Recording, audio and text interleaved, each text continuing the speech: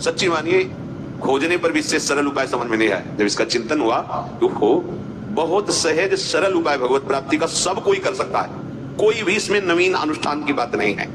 तो जो चाहिए, शांति चाहिए, सुख चाहिए, उन्नति चाहिए, लाभ चाहिए, सब जब दुर्लभ बात भगवत प्राप्ति हो जाती है तो ये सब मायाकृत बात क्यों नहीं पूर्ण हो जाएगी। भागे घूम रहे हैं लोग विपत्ति के नाश के लिए। भगवान व्यास देव जी उच्च स्वर से घोषणा कर रहे हैं, हरि स्मृति सर्व विपद विमोक्षण।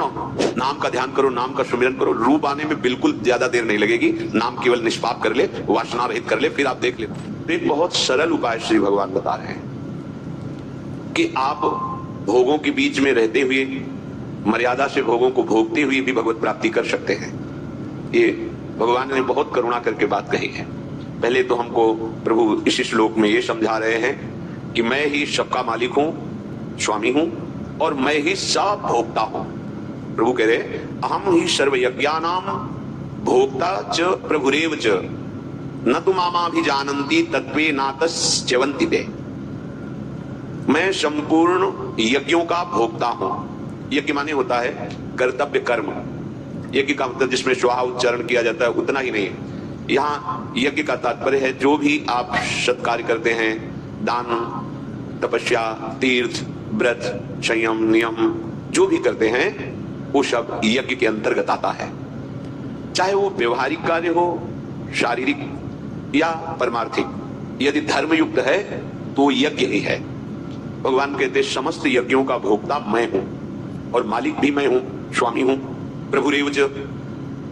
अर्थात जितने भी आप कार्य कर रहे हैं वो प्रभु में हो रहे हैं, प्रभु की शक्ति से हो रहे हैं। कहीं इनको अगर प्रभु की प्रसन्नता के लिए मान ले, बस सारी बात बन जाए।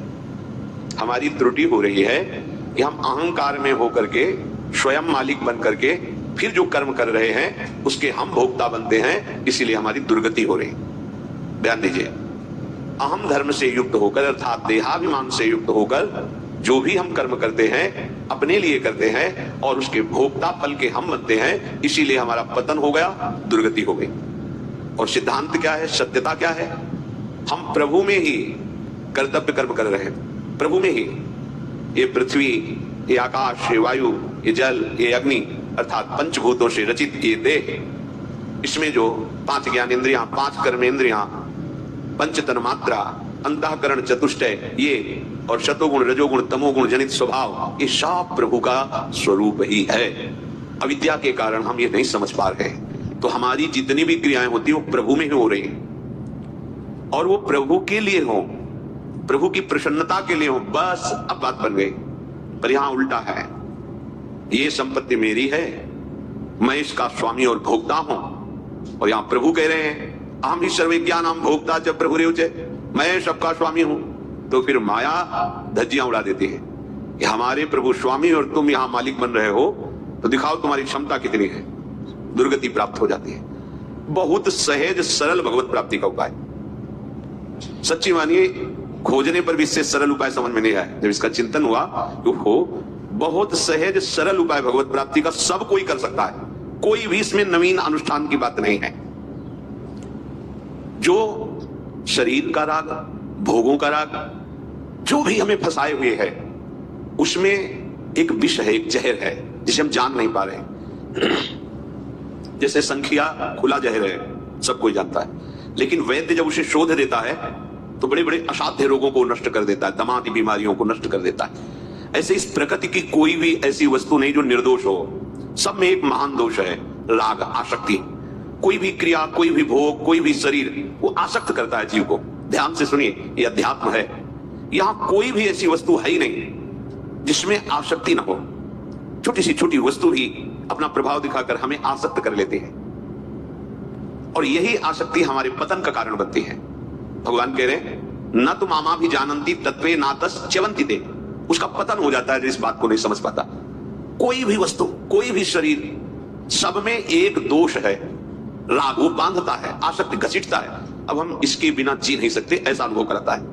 राग बांधता है और जब तक ये राग बंधन नहीं नष्ट होगा तब तक आप भगवत प्राप्ति नहीं कर सकते। परिक्रमा दे के आ रहे थे, फिर बिहारी जी, राधा वल्लभ जी के दर्शन किए। तो बिहारी जी के दर्शन करके सामने गली से निकले, वहां इमरती बन रही थी। दृष्टि गई, मन है, अब भिक्षावृत्ति से जीते थे, पैसे तो पास थे नहीं। बहानेबाज मन है, बढ़िया गरम गरम बन रही, अगर मिलती तो श्री जी को अर्पित करके पाते। श्री जी को अर्पित करना तो बहाना था, वस्तुतः रसेंद्रिय और मन ने मिलकर चाल चली। 4 कदम बड़े होंगे कि ब्रजवासी ने दंडोत बाबा और 50 रुपए दिए। जो इच्छा करी हो मन माही, हरि प्रसाद कछ दुर्लभ नाहि। तुरंत मुड़े, इमरती ली, जीव ही इमरती ली, ग्लानि हुई। अरे इतनी छोटी सी वस्तु ने कदम लड़खड़ा दिए, इच्छा प्रकट हो गई, वस्तु ले ली, सीधे गुरुदेव भगवान के पास गए। महाराज जी, ये लाडली कुंज में महाराज ने, ये मन बड़ा विचित्र है, ऐसा ऐसा देखा और फिर 50 रुपए मिले, ये इमरती ला। कोई बात नहीं, जाओ इसको श्री जी को भोग लगा दो, इतना किनका मुख में रखना और सब बांट दो जीव जंतुओं को। बढ़िया गरम गरम, हम सोचा और कोई उपाय होगा, यही उपाय होता है, भोग लगाओ और थोड़ा किनका ले लो और जीव जंतुओं को दे दो। स्वामी जी श्री हरिदास जी महाराज बिहारी जी के चरणों से अशर्फियां स्वयं प्रकट होती थी सेवा के लिए। उनके चरणों में तो श्री लक्ष्मी जी निरंतर सेवा में रहती है। तो उत्तम भोग लगाए और क्या करते थे, मोर मरकट को सेवैं जीव जंतुओं को डाल देते। ये दुष्ट इंद्रियां कभी तृप्त होने वाली नहीं और ये अच्छे से मार्जन की हुई अंतःकरण में भी अपना प्रभाव डाल देते हैं। एक क्षण में पता ही नहीं चलता कि वो हमें फांस रही इंद्रियां। जो सावधान उपासक हैं उनके अंतःकरण में अपना जाल डाल देती हैं। फिर जो देह भाव से युक्त होकर विचरण कर रहे हैं उनको तो पता ही नहीं कि मैं फंस रहा हूं या फंसा हुआ हूं। अब उनको भगवत प्राप्ति कैसे हो? आगे का जो श्लोक श्री भगवान वर्णन कर रहे हैं, बहुत सोच समझ करके कैसे जीव का कल्याण हो। तो पहले सावधानी वर्णन करते हैं कि केवल मेरे से ही तुम्हारा काम बनेगा। अगर तुम किसी देवता का, पितरों का, भूतों का, औरों का यजन करते हो तो तुम्हारा काम नहीं बनेगा। काम बनने का मतलब है जीवन मुक्त हो जाना, दुखों से छूट जाना। प्रभु कह रहे हैं कि यान्ति देव व्रता देवान पितृन यान्ति पितव्रताः भूतानि यान्ति भूतेज्या यान्ति मत्या जिनोपि माम। ये जो देवताओं का पूजन करते हैं और ठीक विधान से पूरे जीवन पूजन करते रहते हैं, तो जब इनका शरीर छूट ठीक विधान से, शास्त्रीय पद्धति से, तब ये देवलोक को प्राप्त होते हैं, देवता बनते हैं जाकर। और ये बने हुए देवता स्थायी देवता नहीं है, थोड़े दिनों में उनके सुकृत नष्ट हो जाते हैं, फिर मृत्यु लोग तो काम बना नहीं ना। जो पितरों की पूजा करते हैं जीवन भर, पिंडदान पितर, ये वो अंत में पितृलोक को जाते हैं और वहां थोड़ा सा सुख प्राप्त करके पितरों के साथ फिर मृत्यु लोक को आते हैं। और जो भूतादि की उपासना करते हैं वो भूत बनते हैं, जो प्रेतों की उपासना करते हैं वो प्रेत बनते हैं। परंतु जो मेरी उपासना करते हैं वो आवागमन से मुक्त होकर के मुझे प्राप्त हो जाते हैं। जो सत्संग नहीं जिनको प्राप्त है वो भटकाव में बने रहते हैं। सबसे बड़े पितर कौन है? एक क्रम से देखते चले जाओ तो आप पहुंचोगे भगवान नारायण पर। सबके पूर्वज भगवान नारायण हैं, क्योंकि नारायण की नाभि कमल से ब्रह्मा और ब्रह्मा से सारी सृष्टि। तो पितर जो हमारे पूर्वज हैं, सबसे बड़े पूर्वज भगवान नारायण हैं। वो हमारे निकुंज बिहारी प्रभु के एक अंश से हैं। उनके भी अंशी बिहारी जो महाराज थे, नवनिवृत्त निकुंज में प्रिया प्रीतम जो विहरण करते रहते, दूरी सृष्टि आदि वार्ता, सृष्टि की सेवा में भगवान नारायण श्री हरि विष्णु स्वरूप से पालन करते हैं, ब्रह्मा जी सृजन करते हैं और भगवान शिव लय करते हैं। ये सेवा है। पर नवनिवृत्त निकुंज में ये युगल जोड़ी सदैव रस विलसती रहती है।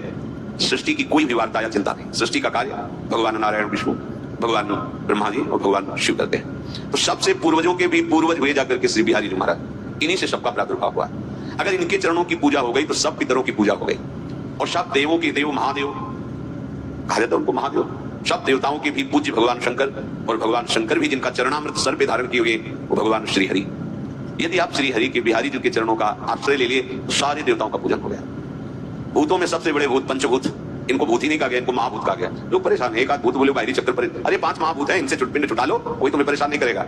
ये 5 महाभूत है, इन पर किसी की दृष्टि नहीं है और ये हमारी दुर्गति किए जा रहे हैं जन्म जन्मांतर से। इन्हीं की आसक्ति तो है पंच महाभूत रचित शरीर की।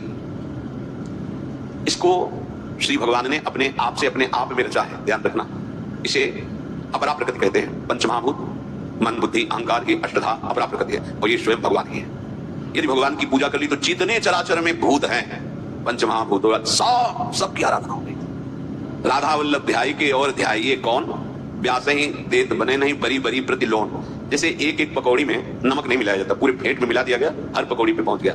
ऐसे ही यदि करुणानिधान प्रभु श्री लालजू महाराज की आराधना हो रही, प्रियाजू की आराधना, सब चराचर जगत की हो रही। एकादशी स्कंद में वर्णन है कि जो भगवान श्री कृष्ण की आराधना में तत्पर है वो समस्त ऋणों से मुक्त हो गया। पितृ ऋण, देव ऋण, ऋषि ऋण, मातृ ऋण, सब ऋणों से मुक्त हो गया। पर जिनको सत्संग नहीं मिला वो अपनी कामना की पूर्ति के लिए ऐसी आराधना करते रहते हैं। पिंड देने मात्र से पितरों का कल्याण नहीं होता। यदि अपने पितरों का कल्याण चाहते हो तो भगवान का